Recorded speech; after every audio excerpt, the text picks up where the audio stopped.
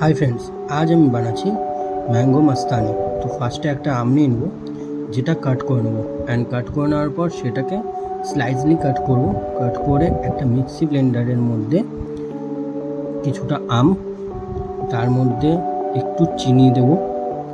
And then চিনি দেওয়ার পর একটু দুধ মিক্স করব। দুধের পরিমাণটা এমন রাখবে যাতে একটু থিক হয়, নট বেশি একটু লিকুইড হবে ওরকম না, একটু থিক যেন থাকে ব্লেন্ডিংটা। সো ওরকমভাবে ওরকম পরিমাণে মিল্ক দিতে হবে। আর তারপরে অ্যাড করতে পারো আইসক্রিম। আমি এখানে স্ট্রবেরি আইসক্রিম ইউজ করেছি, বাট তোমরা ভ্যানিলাও ইউজ করতে পারো। আমি স্ট্রবেরির ফ্লেভারটার জন্য আমি ইউজ করেছি। অ্যান্ড দেন ভালো করে মিক্স করবো। আর মিক্স হওয়ার পর এরকম কিছুটা হবে, যা ঠিক হয়।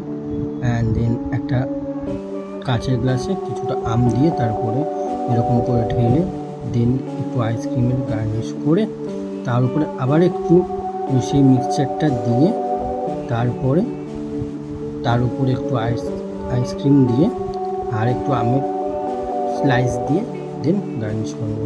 আর এটা খেতে খুব সুন্দর। আর এরকম রেসিপি দেখার জন্য please like, subscribe and follow করো প্লিজ।